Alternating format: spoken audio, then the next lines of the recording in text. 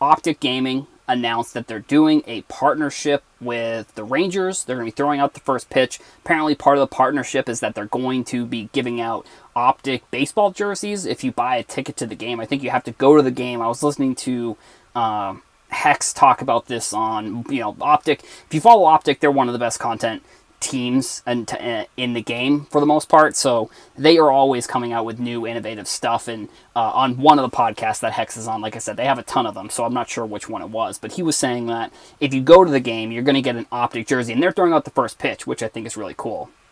And if you look at the actual, let me pull up the graphics that they have here. Pretty cool, I think. Baseball style. I think we've seen a lot of teams do this. Let's see if you can see the whole thing. I can't. Like I said, we're learning here. Let me just extend this a little bit so you can see it. Yeah, so that's kind of the design of the cards themselves. We've seen a lot of sports card related graphics used in sports. I mean, I think this is kind of an interesting crossover. I think for the most part, we haven't really seen too much crossover between gaming and sports cards. I know Upper Deck has the licensing for like a ton of the different esports, like Overwatch.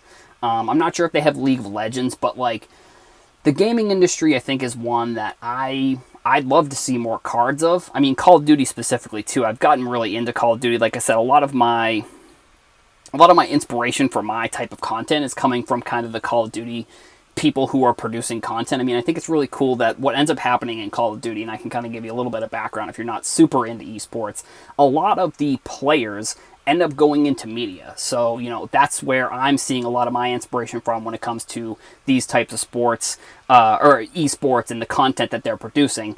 Optic, for example, they are...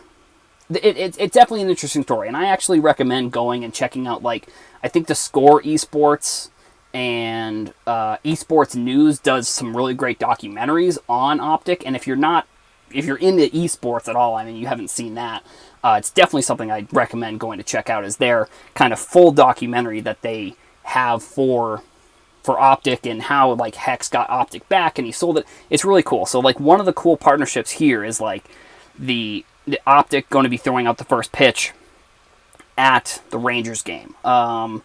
And then another kind of piece of this is that it was announced a couple months ago that the Call of Duty League essentially is like the franchise league. It's like the NBA, the NFL, the MLB of Call of Duty esports. There's 12 teams, and they announced that they're going to be doing a full line of cards. The interesting thing, I think, about these cards specifically is actually that they're from the Cold War season. So that's 2 seasons ago. It's kind of like almost what Panini's doing, where they're almost a season behind on coming out with cards of players. But essentially what this is like the last game, the new Call of Duty comes out, I think, in October or November.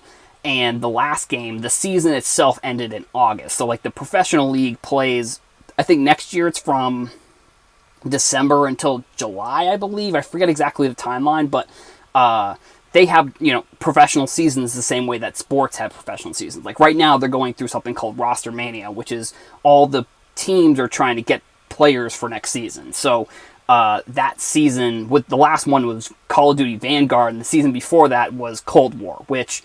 I'll be interested to see when they come out with this full checklist who's on it, because there are some interesting names of people who played in Cold War but didn't play in Vanguard, which was this last game. So it's going to be interesting to see then what they do with these cards, next season. Like, are they going to skip Vanguard and go right into Modern Warfare 2? I don't really know, but I think it's definitely going to be pretty cool. I mean, we're going to see some cool Optic cards. Like, so G Fuel came out with cards that were, I think they were from Cold War as well. Like, you ordered a certain amount of G Fuel and you got a free pack with the cards. It had personalities like Courage, for example. It had it must have been Cold War, because it was, I believe, Envoy, and these are players that if you're watching this and this is your first time learning about esports cards, like, you probably don't know who any of these players are. But either way, so your Optic had Envoy and Formal, So it must have been Cold War because they weren't in the last one. So it's going to be interesting to see what happens with these cards, like how popular, or if they even become popular. I mean, I'm going to be interested to see like what these prices end up being. I can't imagine they'll be super high.